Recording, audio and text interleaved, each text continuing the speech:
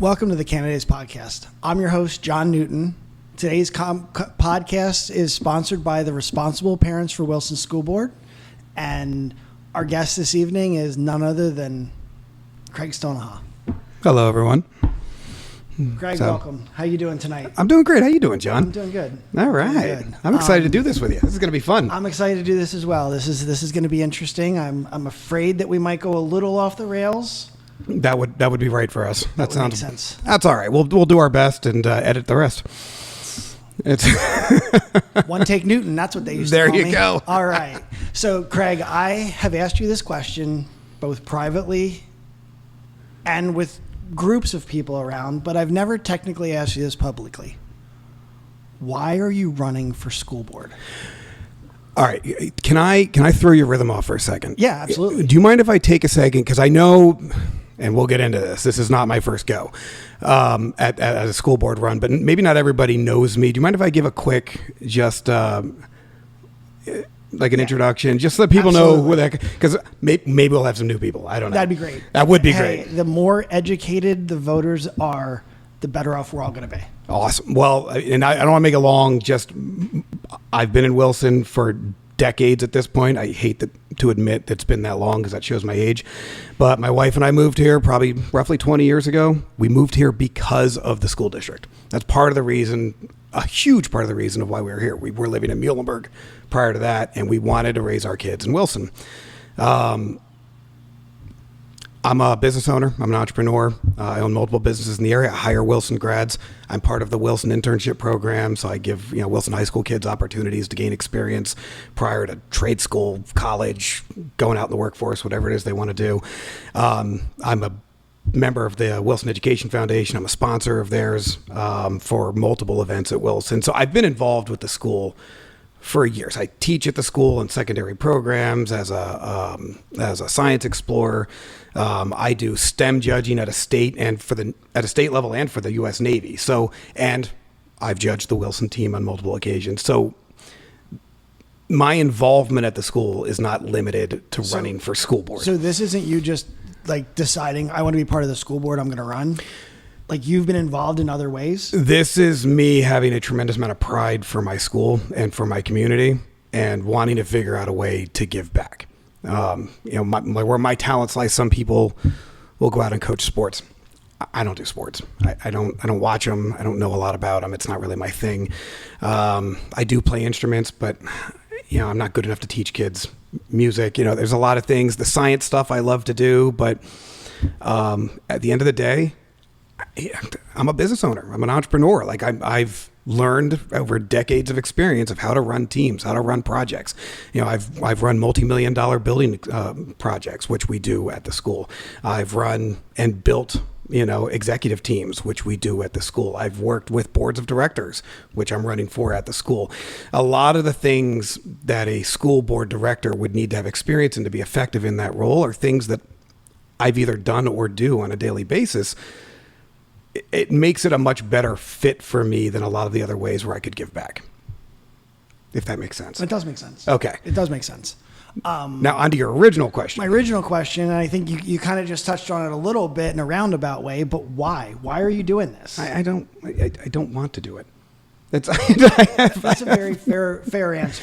No, I think I think if you want to be in a position of authority, you probably shouldn't be. So I think it's a good thing that maybe certain people that are running in this campaign, and I can think of a few that really don't want to, but are willing to. So I think there's a difference. I don't know if it's a want, but it's I am willing to serve. I am willing to volunteer my time and my expertise and my talents to help the kids in my community. But, what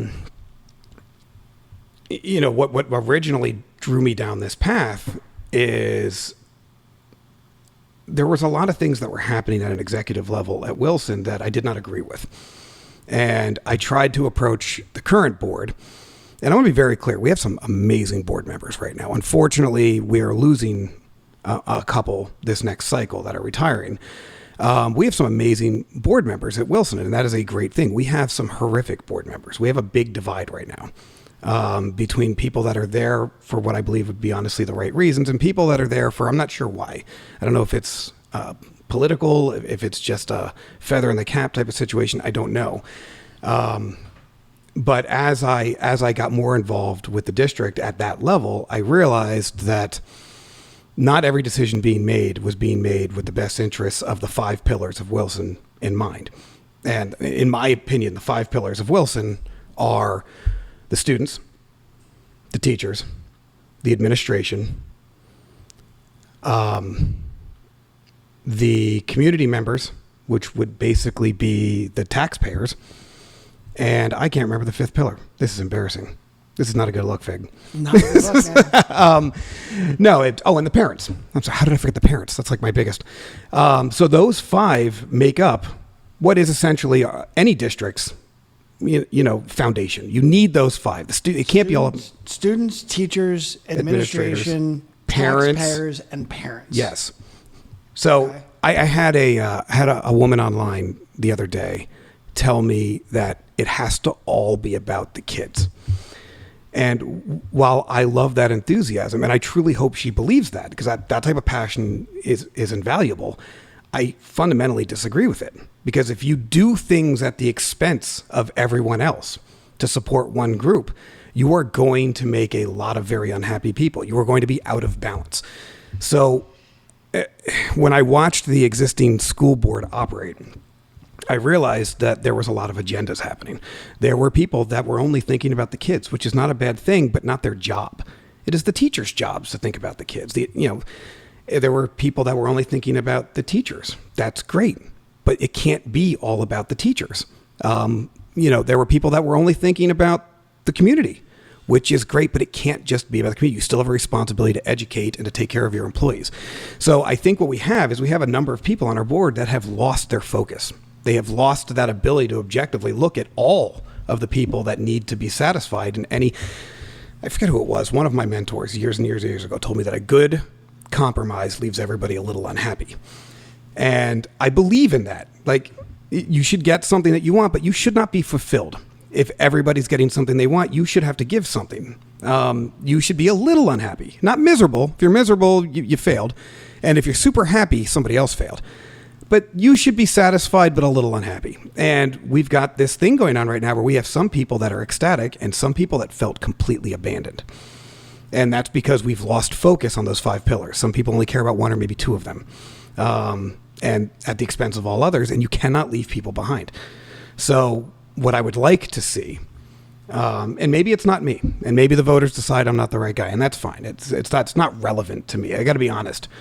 Back to your original question, my goal in life is not to take a non-paid government board seat. Yeah, that is not a thing that I need. It's not a thing that will help me in my long-term strategy. Not a bucket list item? It really is not. So this is a win-win for me.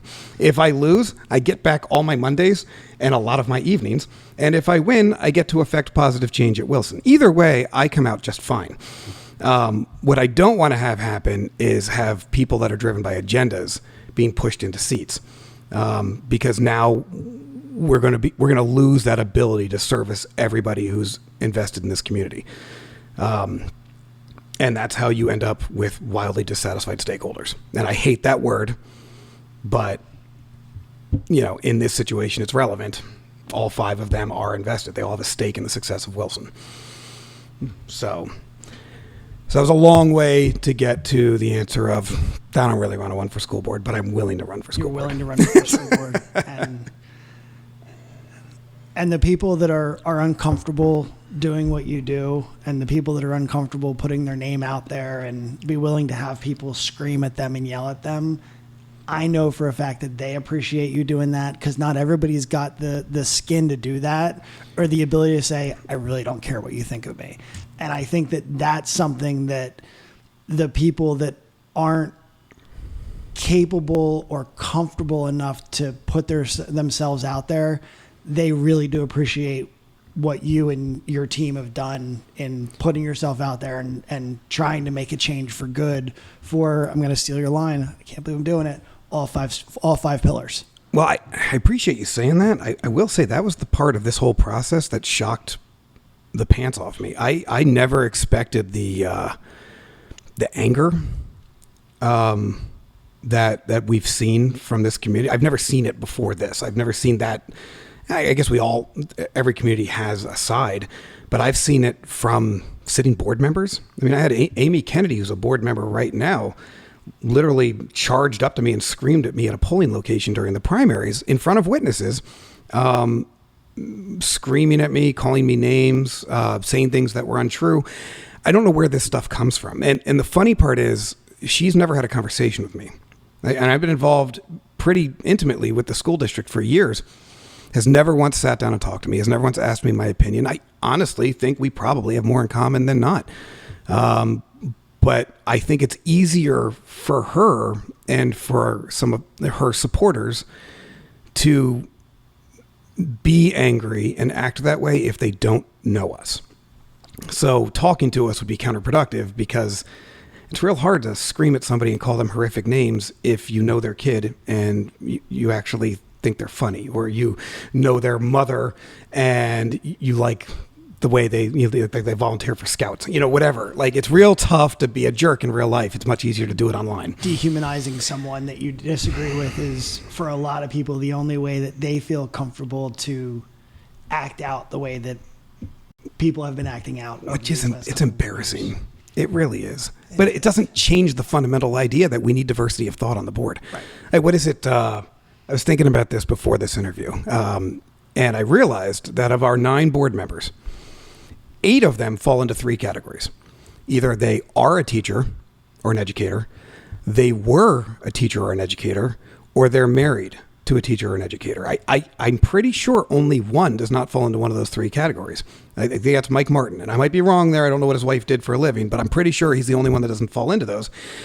And I think anybody that watches Wilson school board meetings will say that Mike has a different take on things. Now, agree with him or disagree with him. That's not the point of this conversation. The point is diversity of thought. Right. We have one person that doesn't fall into the educator mold, and he's trying desperately to say something different and being told to stop. I think we have a problem here where we are not getting diverse input at our district. I mean, if you look at our group, none of us are formal educators. We've all worked with children. We've all educated in some way. I know Brian taught for a year. Val taught for a couple of years. That might be it. I don't know but Keegan's a coach. I work with kids. We're all in. Amy adopts kids. I mean, I don't know how you can't work with kids more than that. I mean, she does fostering. We've all involved with kids, but none of us are formal educators. I think that's a good thing. Diversity is a good thing. When you have a diversity of thought, and you have, especially when it's not, unfortunately, if the school board, all they did was worried about the kids, and that was their only worry was kids and teachers, students and teachers, then that would be one thing. But you have school buildings, you have, the different policies and procedures and the human resource aspect of all of this that, like any business, if you hire all the same people, then you can't create the different things you want to create in different departments because everybody's thinking the same way. And it doesn't work in every way. Like, I'm an entrepreneur. Could you imagine if we put 9 entrepreneurs on the board? It'd be chaos. That would be awful. That would be terrible. Yeah, it would be. And what else do we got? We got Keegan's a scientist. You don't want 9 scientists on the board. I mean, you're going to need somebody that's got a connection to a more emotional standpoint. Like, that diversity is what gives us power. It was I can't say a name, but there was a Wilson administrator who came up to me during the last campaign. And for anybody that doesn't know, I ran 2 years ago as a write-in. I had no intention of winning. We lost. I had no intention of winning. It was just kind of a wake up to the board that people weren't happy. I'm running again only because I made promises that I would, because we set all sorts of state records and stuff for local elections, but as write-ins. But during that campaign, one of the Wilson administrators came up to me and he goes, "I'm really glad you guys are doing this." And I said, "Oh yeah, why is that?" And he goes, "Because none of you are educators." And I said, why does that matter? And he goes, "If you need the advice of an educator, we've got 9 buildings filled with them." He goes, "You can go literally anywhere here and find somebody that's got a bachelor's degree, a master's degree, a PhD, maybe multiple PhDs in education or multiple types of education." He goes, "You have an unlimited source of advice for things related to formal education." He goes, "What you're not going to find is people that have done financial planning professionally.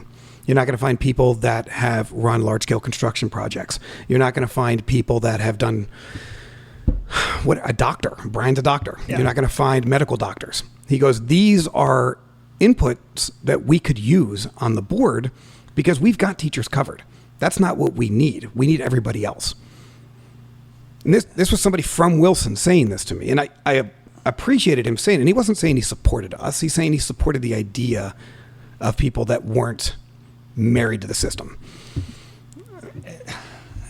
And it was a good comment. I agreed with him. It's a very good comment. It's when you think about it in that way that 8 of the 9 people have some sort of a teacher's background or are married to someone with a teacher's and educator's background, that you can't, and I'm going to go back to when I sat down with Dr. Lockhart, and he was saying, we need to start working together and, sit down and have conversations. And when you have everybody thinking the same way, the conversation only goes one way. Some of the greatest decisions ever made were started by people that completely disagreed and then worked together to come together to figure out a solution that worked for everyone. Absolutely. So, well, and think about it too, just from a practical standpoint. Company comes in offering the latest, greatest education platform for $2 million a year, then Wilson can implement it across all their schools. If your entire board is made up of people that are solely focused on an education, from an education standpoint, that's going to seem like the easiest spend ever on a $130 million budget. $2 million, that's less than 2% of our budget to get the greatest education platform ever. But people that aren't married to the education attitude are going to look at it and be like, what are we really getting for $2 million? Right. Let's parse this out. What have other schools done? Let's see what the results are. Can we roll it out on a limited scale? Maybe a real small, just a couple of classrooms, like a much more tempered approach, because you're not invested in a singular focus. You don't have that myopic tunnel vision of this has to be this. And again, back to it has to be about the children. No, it doesn't. It has to be about all 5 groups. the community. Yes. The community. The community. Makes a lot of sense. So one of the things, clearly you have ingrained yourself in Wilson. You're not just showing up to board meetings, but you're volunteering, you're giving your time, you're doing different things. What do you think some of the top issues right now are at Wilson? So Wilson's a large school district. I think any school district's going to have issues, and the bigger district, bigger issues, but it's all, but I think there are some very real issues that Wilson's struggling with. Some of them they're taking head on. Some of them I haven't heard a peep about. I think number one and two for me have got to be tied. I think declining academics and fiscal responsibility, those two drive me crazy. The declining academics, there's an academic review site that updated Wilson last year and said that their reading proficiency at the 8th grade level is roughly 32%, which what that means is pick 3 kids in the 8th grade, 2 of them can't read at level. This is not a thing I've ever seen from Wilson. Now, they were still doing great on math. I think they had them at like 60% of math. That's not great, but it's a hell of a lot better than 32%. And I can share that. I'll get you the link. You can put it in the description for the podcast or whatever, so people can see it themselves. Don't take my word for it. Do your own research. That's not the type of thing that should happen at Wilson. We have dropped by some ratings into the bottom half of schools in the state, which means that by some academic standards, by some rating sites qualifications, more than half the schools in the state are better than us, public schools. Again, this should not happen at Wilson. Wilson has always been kind of the gold standard. And we do hear this argument all the time, well, this is a fallout from COVID. And while I hear that argument and I understand that things were tough during COVID, you're dropping in ranking against your peer schools. If we all were affected by COVID. Right. We should all be dropping. We should all be struggling to raise. I think what happened here is everybody did drop after COVID, and now it's a race to recover, and we're not recovering. And I think we're focusing on the wrong things. And I'm going to circle back to that. We're going to talk about that a little bit more in a second, but let me get back to your original question, which is top issues. So academics are an issue. Obviously, we've got stats that can show that. Fiscal responsibility, we've got an administration, a board that does not like to tell us what's actually happening. And there are things, look, I supported this most recent upgrade to the Arts Center. I did not support it at $60 million, but I did support it at roughly $23 million. I still think it's a lot of money. but I also think that it needs to be done. Like that part of the building is 40 plus years old. It needed some work. I think it's not in the 80s. It's probably about 40 years old. It was time. It had to be done. This is part of owning buildings. You must do maintenance. I own buildings, commercial and residential. Maintenance has to be on there. My problem is not that we did it. My problem is that why do we not have a maintenance plan for these buildings? We own 9 main buildings. That does not include secondary buildings like administrative buildings or facilities buildings. I got 9 schools. We've got 5 elementary schools, 2 middle schools, and a high school, 8 schools. I count the high schools too because it's 2 separate buildings. Why is there not a maintenance plan? So there's no sinking fund or any long-term plan to... Not that I know of, and if there is, they're not sharing it with the community. And every single time one of these projects comes up, it always seems to be a shock to everyone. If I owned my commercial buildings and did not have a maintenance plan for upgrades and refurbs built into the budget, I would never get a bank to look at me. That is an expected part of owning real estate, is planning for the eventuality of it aging. And I don't see that we do that. Now, we do have a slush fund. We have a general fund. We do use that for projects. But we don't plan for, look, we're in a conversation right now about building a new elementary school. We're building a new elementary school that they want to. I do not support that at all. And for different reasons than I think people will tell you, but we can talk about that separate too. But we have 2 elementary schools that are well past rehab. Cornwall Terrace and Whitfield are both aging. We have a middle school, Wilson Southern, which should have been refabbed probably 6, 7 years. Didn't your daughters went to Wilson Southern, didn't they? My 2 older daughters went there, yes. Back in the 2010s? Yes. It was aging then, right? It was aging, yeah. It was and especially whenever you had the opportunity to cross over to West, then you realized how aged it really was. Right. And I don't like that comparison. I don't like comparing the 2 schools. I understand why everybody says it. I don't like comparing them either, but that's what we saw. It becomes very painfully visible. Yes. So we're having this conversation about building an elementary school where we're not dealing with the 2 aging elementary schools. They are dealing with Southern, but they're lumping it in with the new elementary school. These should not be entwined projects. No. Your Southern rehab, if you want to entwine it with anything, Cornwall's literally attached. Rehab Cornwall and Southern and expand Cornwall. There you're grabbing extra elementary school space in a facility that you already own. You're killing 3 birds with 1 stone. And then instead of building another facility that you have no plans to do maintenance or upgrades on down the road, you can move on to Whitfield, which is going to need it next. We take this wants over needs approach way too often, where we want an elementary school. We want smaller classroom sizes. We want small group learning. We want, and we do it at the expense of need. And that is not a healthy long-term outcome. What it will end up doing is causing us to debt leverage ourselves into oblivion. And as we keep adding facilities, you have to staff them. And it's redundant staff is my problem. Obviously, if you add classrooms, you have to hire teachers. I don't mind teachers. My problem with staffing is it's another cafeteria with more cafeteria employees. It's another set of bus routes with more bus drivers. It's another set of administration staff, principal, vice principal. What do they make? $150,000 a year?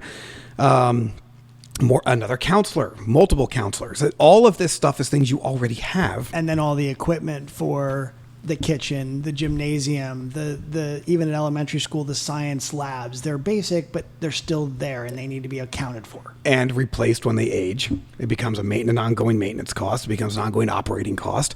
Look, building projects, capital expenses can be funded through debt, which is why they always say it will not raise your taxes. Operating expenses cannot. There's no bank in the world that is going to give you money for operating expenses because you don't get anything for operating expenses. Operating expenses are staff. Operating expenses are the electric bill. That can only come from tax dollars. So when you go to build a new building and say it won't increase taxes, you are telling me one of 2 things. Either A, you are wholly incompetent and should not be having this discussion, or B, you are lying. Either one of those is concerning. But there isn't really a third option because there's no way to do it without having tax burden implications. It's just not possible. Right. So I feel like we don't get honest conversations. We get manipulated conversations. I mean, even the way they do they'll send out surveys to the community, but they don't send it to the community. They send it to the teachers and the students and the administration and the staff. Right? Well, all of them are going to support things that benefit them. Right. They don't send it to community members. They don't even have a method for doing that. They don't always send it to parents. Sometimes they do. So they pick and choose who they send these surveys to, and then they're shocked when they go the way they want. Well, if you're talking about should we build another building, you send it to all the elementary school teachers. Yeah, they're all going to be like, yeah, of course. I mean, if you send a survey to my employees asking if we should build a new multi-million-dollar, corporate center, they're all going to say yeah, because they get to work there. But if you say to them, should we build a new multi-million-dollar corporate center? Or would you like a 30% increase? There's a different conversation. Absolutely. When you give the people the facts to make an informed decision, then you end up with a variety of options and decisions and thoughts. Absolutely. So I think we've got that. That was a long way to say fiscal accountability. And then I think we've got to deal with gender issues. This stuff is a real problem. We still have issues. The equity issues are still a problem. And equity is just a long-term disaster waiting to happen. You cannot administer via equity. It's not possible. There's no way to ever solve equity. It's a solution in search of a problem. It's always looking for a problem. What if you're taller than me? Well, that's an inequity, but it's impossible to ever be identical in height. So I will always be subservient to you, and you will always be forced to be shamed for being too tall. Like, there's no way to ever achieve equity, which is why equity is fundamentally flawed. Equality works. Now, is it what people want right now? I don't think they know what they want. Maybe some do, maybe some don't. I don't know. But equality at least gives everybody a fair shake. You all get the same opportunity. Now, are some of you going to be rich and some poor? Yeah. But here, we all get to do this. Some of you taller, some of you shorter? Yeah. Some of you have different pigment tones? Sure. Right. But at the end of the day, when you're here, we all operate on the same level playing field. And what we can focus on is getting the reading skills improved. Yes. And working on the classrooms and preparing these students for what happens when they graduate. Yes. And that should be our goal. It should 100% be our goal. So we have those issues, and then I see too many political agendas in the schools. And we have a very colorful individual that likes to make fun of us for this statement, but no politics in schools. Well, we have to mention the politics that we're talking about to make that point make sense. And then his response is always, well, now you're talking about politics in schools. And we're not. This conversation is not in a school. Right. Like, when we say politics, keep them out of schools, I don't want political indoctrination happening in classrooms. At all. At all. I don't care what side you're on. It does not matter if it's from the right or from the left. It does not matter if it's from a libertarian or if it's from a Green Party person. It does not matter. There should not be political indoctrination happening in the schools. And this is not that hard to avoid. If you're in a classroom and an issue comes up, you just ask them what they think and then tell them to go do some research. You right. don't have to have a political opinion. I recently asked my oldest daughter, her 9th grade civics teacher, I don't remember his name, and she couldn't remember his name either, and I haven't done the research because life's hard. But I remember at Meet the Teacher Night, he very, very proudly, now she's in her 20s, she's got a kid, so this has been a long time ago, I've earned these hairs. They're pretty gray. But what he said at Meet the Teacher Night was, I have the same goal every year. I don't want a single student to know where I stand politically at the end of the year. We're going to have open dialogue about all of it. I'm going to treat it with facts, but no one will know who I vote for ever. I love that. And I think that's the perfect way to do it. Then it's okay with having political conversations in schools when you have it on both sides. Do you agree with that? Or should it be no conversations at all? No. I mean, look, part of understanding your civic duty is understanding how these conversations, the genesis of them, what they look like, how to engage responsibly in political discourse. There is nothing wrong with having debates. What I don't like is when the teacher engages in the debate by taking a side. There should never be a side. There should never be a right or a wrong answer in a political debate, period. There should be a political debate. The only thing that should be potentially wrong is if you devolve into name calling or slander or anything like that, which is what we're seeing against us, which is part of the reason why I understand where some of this comes from, because I see the leadership doing it. But no, as long as you keep it respectful, the idea here is to teach them how to think critically, to teach them how to work through an argument, and to teach them how to do it responsibly and civilly without ever engaging directly in the argument. Your job is the mediator. You're the teacher. Your job is not the indoctrinator. Your job is not the opinionator. That is not what you do. What you do is you're the mediator. You sit there and you say, all right, this is your position. This is your position. Do your research. Bring your best. We're going to shake hands before. We're going to shake hands after. And, it's not necessarily a win or a lose situation. It's a let's see what you got. And you'll win and you'll lose with your grade. And that'll be based on preparation and presentation. Doesn't even mean if you win. You could have a terrible, terrible stance. But if you did your homework and you brought a lot of citations and everything else, you might get an A. Like, you don't have to have a stance. It's okay. It's more about teaching the fundamentals. How to think, not what How to think. not what to think. Exactly. But at the end of the day, that's a tough one. Because it is the teacher's classroom, and I am a big, big supporter of the teachers, a teacher autonomy, supporting teachers. So that's a bit of a line to walk. Some of these other ones are a little bit easier from a board standpoint. I don't think it's the board's responsibility to insert themselves into the classroom. I think it is the board's responsibility to make policies that are good long-term for the well-being of the school. But you can't micromanage a classroom from the board of directors. That's a silly concept. Anybody thinks they can doesn't understand how management works. Right. So, while I do see it as a potential issue at Wilson, I don't think the position that I'm going for is the solution. Okay. But I do think that working with the administration to make sure that we're all on the same page with this stuff is a good start. I do think of building a culture where we all kind of agree that to avoid community conflicts, we're going to move in a certain direction. I think it's something that can be started from a leadership position at the board and can be pushed down as long as you can get buy-in. But some of this stuff is long-term planning. This is not a wave a wand type of situation and all of a sudden everything will be fixed. We didn't get into a lot of these situations in 5 minutes. We're not going to get out in 5. So, sorry, go ahead. Well, no. Well, that being said, you're talking about down the road a little bit. Let's pretend. Okay. Use imagination. Put on your imagination hat. Got it. Congratulations, Craig Stonaha. You won the election. You are now elected. You are on the school board. Mm-hmm. What do you do? What are some of the first steps you take? First. I mean, take a nap. I understand that, but for real, how do you? You said you can't just wave a wand and have things happen. So where do you start? All right. There's a couple of things that I think need to happen ASAP that are within the power of the board. One is I would love to work with the administration to get a community sign up for the email list. I absolutely do not understand why there's blast emails going out that don't include any community member that wants to be a part of it.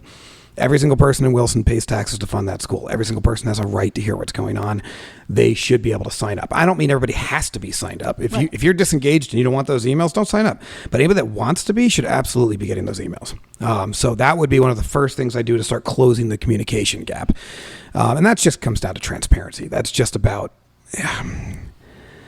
Look, we have a trust issue between the board and the community right now. And it comes from a few people on the board. But the only way to fix trust is with transparency. That's it. That's the only way it can be done. So the only way that we can possibly start repairing this gap is to start being as open as humanly possible. I think the second thing that I would really make a primary push would be to work with the administration to empower teachers. So we have failing academics. And I imagine you'll probably at some point ask me what I would do to address that. And in my opinion, the failing academics at Wilson stems from a couple of things. First and foremost is the discipline problem at Wilson. I think academics are tied to discipline. And I personally think that discipline eroding over the last few years is not a disease, it's a symptom. And I think it is a symptom of not supporting teachers. And what I mean by that is the number one complaint I get when I talk to teachers is that they don't enforce policy because they know if a parent complains, they're just going to get thrown under the bus. So a kid comes in clearly in violation of the dress code. Teacher drags him down to the office. Parent comes in and says, "How dare you? My daughter has a right to express herself how she wants, or my son has a right to express himself how he wants." And the administration makes the teacher apologize. That is 100% baloney. I have heard this multiple times. I've heard it from janitors, where they drag kids out of a bathroom that are destroying a bathroom and they're forced to apologize to the kid. I've heard it from cafeteria workers who have been assaulted by students, and because they stood their ground, they were forced to apologize. This is the epitome of morale killers. I'm sorry to word it this way, but you're raising crappy children that way. Absolutely. They're not learning anything. And the problem is, what we're looking at is a cost-benefit analysis here. If we get sued, it's going to cost us this much to fight the lawsuit. And even if we win, we're still going to lose. So just say you're sorry so they don't sue us. The problem is, what happens is now teachers don't enforce anti-bullying policies, because if the administration's not going to back them up, then they're just going to make themselves look like idiots. They don't enforce dress code. They don't enforce code of conduct. They don't enforce a lot of different things that they normally would have. When we were kids, they would have. And what ends up happening is the inmates run the asylum. So now the teachers are disengaged, don't want to be a part of it because they know they're just going to get thrown to the wolves if they try to stand their ground. The students realize that they've got mom and dad fighting against each other. It's like a divorce situation. They can do whatever the heck they want. And the real people that suffer are the good kids. So now you got the bad kids running the show. Teachers are disengaged because you've killed the morale. The administration's all in CYA mode. And the good kids are just floating away in a seam, completely neglected. And this is not a good long-term strategy. So what we need to do is start backing this whole thing up to the beginning of the process and start making sure that if teachers follow policy, we support teachers, period. There's no exception to that. If it's an anti-bullying policy and they're enforcing the policy, we back that teacher 100%. And that backing needs to start from the top. The board needs to say, yes, we will back the administration if they back a teacher that's following policy. If the policy is wrong, we change it. If it needs to be changed, we edit it. But, there needs to be a hierarchy of control here in the schools. And the teachers, as much as some people don't like it, are the boots on the ground. Without them, there's no enforcement. So number two is we've got to start empowering our teachers to, one, teach again, and two, control their classrooms. They need to feel like they're going to be backed up. They're going to be supported. And then, this is going to be a thing you're going to get bored from me, but just a hard line on fiscal management. I mean, finances are everything. We have a successful district in no small part because we've kept taxes low, at least comparatively to the other school districts in our county. It's become a destination, partly because of academics, partly because of athletics, but also partly because there's business here, and you can buy a home and not get absolutely excoriated on taxes. With this current spending spree that we're going through, we are looking at moving from the bottom third in the district, in the county, to the top half in the county in a matter of a couple of years. So they're just maxing out the tax increases every single year. And we're going to lose our competitive edge. And we've seen what happens to schools. And let's be very fair here. They'll say, well, we're still in the middle. Berks County is one of the highest taxed counties in the state. So you are no longer even in the bottom half of one of the worst counties in the state. It makes you one of the worst schools, even if you're in the bottom half, you're still one of the worst in the state. So this is not a thing that you want to be proud of. It is a thing to be proud of, is to maintain and hand over a financially responsible balance sheet to the next generation. And I don't think that's our goal. Our goal is to get a bunch of stuff we want. So those are a few things I'd like to focus on initially. I'm sure there's a lot more, but this podcast won't last forever. That definitely will not. And we're going to have to do a second, because there's a lot of things we're like, we'll come back to that. We'll come back to that. And I think there's going to be things we may need a second part for this. Maybe.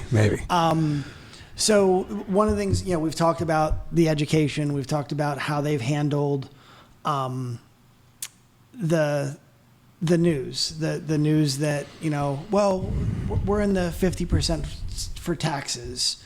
You kind of threw me there for a minute. The public school report of Wilson being in the bottom 50%. And I'm sorry, but when I moved to Wilson, it was because it was the best and it was going to give my kids the best education. I didn't care about the other stuff. I wanted to make sure my kids got a good education because I wasn't smart enough to teach them at home. Pretty simple. I want my kids to be smarter than me. When they get to school, they need to learn. Yeah. The results of this exam falls in lines with the things you're saying about the education, them not focusing on the education the same way they did on the reading, the writing, the arithmetic.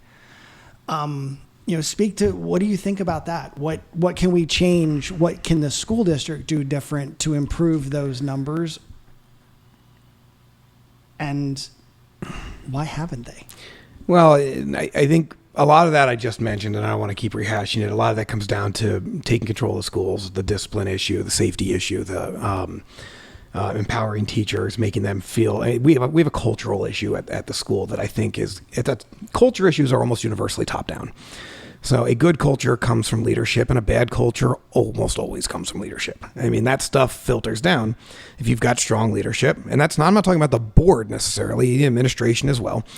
But anybody in a leadership position, they have an opportunity every time they interact with people that work for them to either build them up, reinforce what they do, and make them proud of what they do every single day and what they work for, or tear them down, make them hate their job, and make them just stop giving a damn. Pardon my language.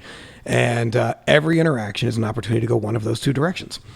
And I talk to too many teachers at Wilson that feel that they are not being listened to, that they are a cog in a machine, they have no control, people don't care. There's a cultural problem at the top.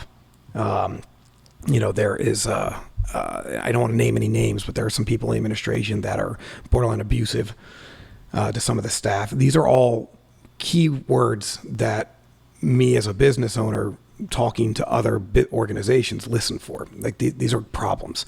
This means that we have either a middle management or an upper management issue.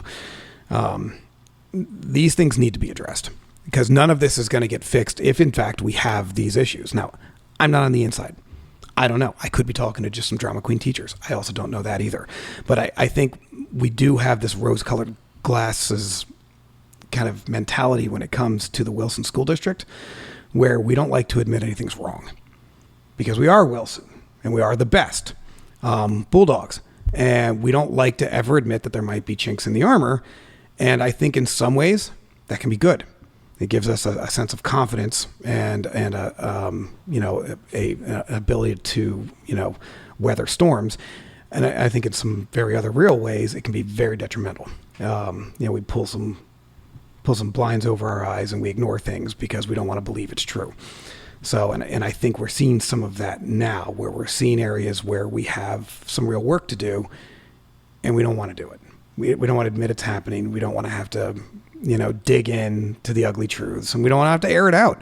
Because again, coming back to transparency, it's not going to do you any good to brush it under the carpet and try to quietly make it go away. Like, you really should be talking about it. They should be talking about the fact that our academics are down.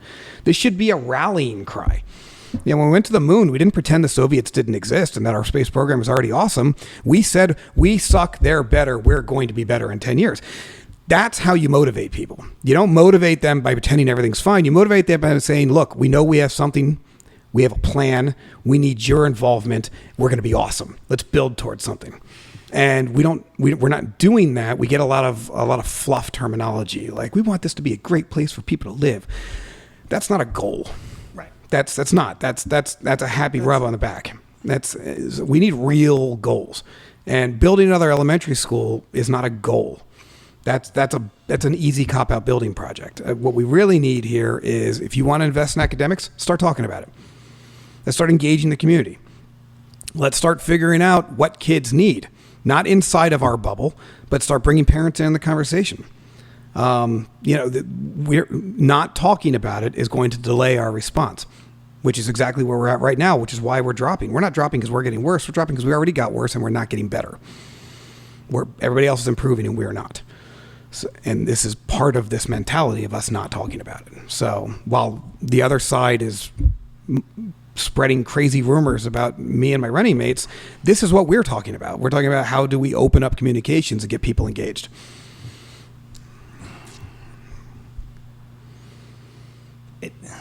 It's unbelievable that we're here just from where we were 5-6 years ago.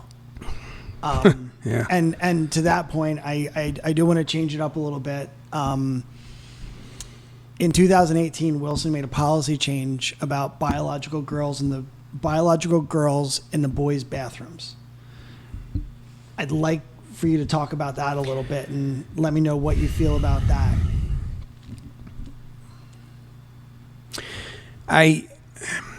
The boys in the girls' bathroom issue, I have a little girl. She's 10. She's going to 5th grade. So this one's a little near and dear to my heart. And this is a safety issue for me. I do not want my daughter to feel unsafe in a bathroom. And the biggest complaint we're hearing from parents is that their daughters are scared to use the bathroom. They don't want to go in and have a boy in there with them. They don't feel safe. We had a parent approach the administration. I believe they talked to Chris Trickett about it, and they were told they need to be compassionate.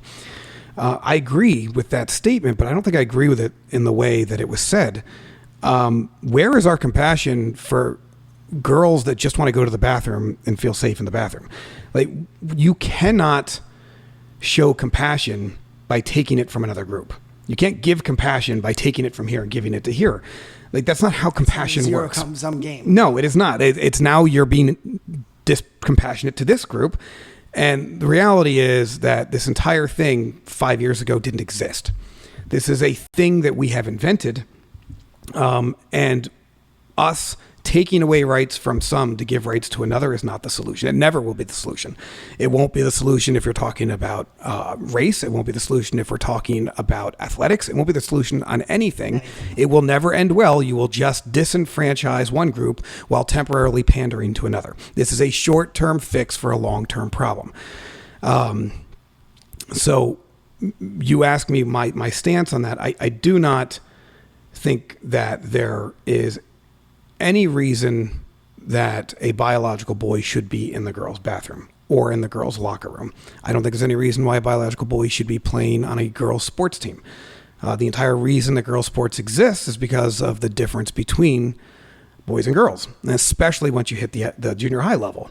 Once puberty kicks in, it's a whole different ball game. We invented girls' sports because it's not the same thing. They're not the same thing. I'm sorry, they're not. And this lie we're telling ourselves is crazy to me. And the lie that we're telling ourselves that allows it to come into our schools is even crazier. The problem we run into with this topic is that the proposed changes to Title IX in 2023 are going to restrict a school's ability to even have this conversation, at least at the elementary school level. I believe there's a clause in the renewed Title IX where school districts, specifically school boards, can set policies at a high school level and maybe a junior high level. I think they can. There's specific things they have to do it, but I don't think they're allowed to even talk about it at elementary school level. So we've got a real problem here of policy being pressed down from a federal level that is dictating decisions at a local level. So that's a totally different conversation. But this is becoming a very real problem. This is outside the scope of what a school board director can do. But we are seeing unfunded mandates going through the roof, where schools are expected to pay for things that no funding is being given for. This all has to come from local taxes. We are seeing ridiculous verdicts like this. We're taking autonomy out of the hands of the local school districts and saying you must do this. I understand the reason why Title IX exists. In the, I believe it was in the 70s when it was originally passed. Was it late 60s or early 70s? I believe it was in the early late 70s. 60s. I think late it was 60s? late 60s, but either keep way. talking, I'm going to check it. Okay. Either way, it's irrelevant. This was in order to close the gap on some very big real gaps. And ironically, one of the biggest gaps that it closed was allowing women's sports. Like, that was one of the big things that Title IX was supposed to do. And now Title IX is threatening to destroy women's sports. So we've kind of come full circle here, and we need to at least be having this conversation at the school district level. And we need to be looking at what our options are. And we need to be talking about this too. I have not heard this come up once, these changes to Title IX. I have not heard that. We have unhappy parents contacting us on a weekly basis saying, what do I do? We're being told we have no say. They are being told the school's philosophy is if you have a student, not just elementary, if you have a student and they're uncomfortable because a boy comes in the bathroom, they should go to the office and use the nurse's bathroom. Now, I'm sorry, but why shouldn't the boy that wants to use the girl's bathroom use the nurse's bathroom? I understand. It seems arbitrary to me that this group that cannot be big. Right. And I want to be very clear. I don't care how you identify at all. I mean, and if you at all, if you tell me you identify as an athlete, I don't care. You tell me you identify as a chess player, don't care. Band geek, don't care. Gay, don't care. Trans, I don't care. I don't care. And as a school board director, you should not care. Because your job is not to take care of all the band geeks. Your job is not to make sure every gay kid feels great. Your job is to be an administrator for a set of facilities and an entire district. Your job is to make policy and to take care of buildings, to pass budgets, and to work with staff. This whole concept that we've gotten to this level where we're micromanaging these decisions from the top down is crazy to me. None of this should matter. I had a guy ask me once, I don't know what he thought I was going to say, but he's like, what if your daughter told you she was gay tomorrow? And I said, my exact response would be, that's great, honey. Did you clean your room and do your homework? Because none of my rules change by her being gay. And that's the way it should be at school, too. At no point does the school policy change because you're trans. That's great. That is fine. And I hope you find your identity. I really do. I hope as you get older, you figure out your best self. But you have a job to do right now. And that job is to learn math, to read at an acceptable level. Your job is to get some basics of science down and geometry and to get ready for the next phase of your life. Hopefully learn a trade or maybe get ready for or get ready for continuing education. Whatever your next step is, you need to be preparing for that. And I haven't seen a single career path that requires you to label your gender in order to move into it that is of any statistical relevance. Right. So I don't know why we care. I know that I don't care. I don't know why anyone cares. And the thing I care, Lisa, I don't care if you're hetero. I don't care. We should not be caring about these things because they're not relevant to our goal. We have lost focus on our goal. And this is a problem, but we can fix it. We can very easily. We can set goals and we can shoot for them and try to achieve them. And we can filter out all the stuff that doesn't matter and focus on raising our academics, making our kids proud of their school. And some would say, well, what about kids that don't feel safe that are trans in the bathroom? We have an anti-bullying policy, right? If we empower our teachers to enforce our policies, then we can take care of that, all right? We have a self-fulfilling prophecy happening right here where kids don't feel safe because we don't enforce it. We don't enforce it because we don't support our teachers. We don't support our teachers because we're scared of covering our rears. And hence, they don't do anything for the kids and the kids don't feel safe. It is a loop that all starts with us trying to cover our rears as adults. And we just keep making the same mistakes and keep screaming that what we need is less oversight, more freedom for the kids, less control by the teachers. I don't understand how we keep doubling down on this insanity when the answer is not that hard. It's never going to be perfect kids. There's always going to be problem children. But through and through, if you don't have the backing of your teachers and if you aren't handling this from a top-down approach, you're never going to get a grapple on it. And it does sound like a lot of the things you're talking about are going to help the good kids. Yes. And I say the good kids as in the kids that don't get in trouble and that aren't taken out of the classroom and that their parents aren't being called in. So, the administrators and the teachers are hearing from the parents that their kids are being pulled out of classroom. The parents of the kids that aren't getting pulled out and the parents of the kids that are just sitting there the whole time, you're not getting input from them because they're not getting calls because the kids are just sitting there not learning. Sitting board member Guadalupe Casper. Yes. I volunteered to be on a advisory board for Wilson, and I got put into a group with her. And I told her that we needed to address, and this is a sitting board member, I told her that we needed to address discipline in our schools. And she looked me dead square in the eye and said, I'd be willing to talk to you about that as long as whatever you suggest is in no way punitive. And I said, just to be clear, you want to have a conversation about discipline with 0 punitive actions. And she's like, well, it's been proven that punitive actions do not work. So we have an ideological issue here, because I can tell you guaranteed that 100% punitive actions do not work, but 100% incentivized actions do not work. There's a reason it's called the carrot and the stick. All right, there needs to be rewards for good behavior, and there must be penalties for bad behavior. You cannot regain control of 6,000 kids without rewarding them for good behavior and punishing for bad. But we have board members that believe that any punishment is a violation of whatever it is. I don't even know what they're violating. Equity. It's a violation of something. She was very adamant, though, and there are other board members that agree with her. So this is a problem.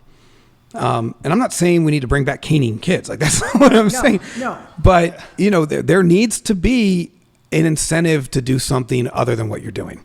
And it can't just be, now, John, stabbing that kid with a fork was bad. We don't stab kids with a fork. Okay, get out of here, you scamp. No, it's got to be, and it also can't be, John, you've gone a week without stabbing a kid. Here's a car. And I'm going to throw in another story about my daughter. My oldest daughter, when she was in 5th grade, came home one day angry from school. She loved school. She graduated at the end of her junior year, did very well in school, but she was angry this day. And I was like, what's wrong? What's going on? And she, without missing a beat, said, I'm tired of the way that I get treated. I'm like, oh, kid, what's wrong? What's going on? There was one student who had never done his homework. And every day the teacher asked him about it, and he didn't do his homework. And one day he did his homework. And the teacher went out and got him McDonald's. And she said, I do my homework every day. Why don't I get McDonald's? Because the good kids are getting lost. Because the good kids are getting lost. Because we don't focus on the good kids anymore. So I told her, study, work hard, get a good job someday, and you buy all the McDonald's you want. And it's great advice from your father. But there are some good kids that will give up. And you will destroy some. And they need the help. Right now, those kids need the help. Yeah, and I hate the term good kids. I don't know. There's got to be a better way for us to say that. There has to be. That's the wrong term. I don't know what the right term is, but I think everybody watching that's not hypercritical understands what we mean. But no, there is definitely this movement towards pandering to the lowest common denominator, which is a shift from 20 years ago even. That is not good. Again, if you focus on one group at the expense of others, you will end up with unbalance. And we've talked about it with the 5 pillars of the school community. It works with the students too. You cannot just focus on special ed. You cannot just focus on one socioeconomic group. You cannot just focus on athletes. Like, you cannot just focus on one group. Like, this is not ever going to work well. So what you're going to end up doing is there's a rule in business, which is it's the peaks and valleys, and it is the biggest cause of burnout amongst business people. Is you sell, and then you have to implement. Well, while you're implementing, you're not selling. So sales are up, sales are down, sales are up, and you ride the roller coaster all year long, and you're constantly stressed out of your mind. Well, if we're focusing on a socioeconomic class and another class, then we're focusing on this group, we're creating an education roller coaster. These guys go up, but these guys go down. And then these guys, it's the same thing. And the teachers will be stressed out of their mind. It's not a recipe for long-term success. Well, you bring up some very interesting thoughts. The outside perspective that's different that you guys are bringing to the table is something that I think the everyday voter needs to hear about. I did not realize the difference in backgrounds and the education background versus the other backgrounds. That was something I learned today. So thank you for that. I appreciate that.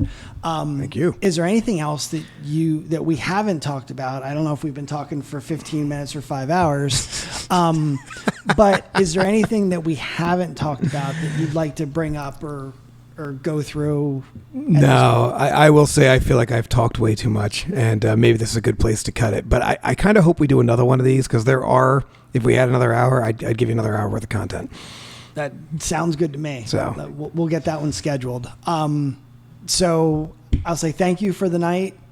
Thanks for doing this. Thank you for your time, and thank you for the opportunity to come out and have a conversation. Thank you for having me, John. I appreciate it. I appreciate it. Thanks a lot, and we'll see you next time. Have a great night.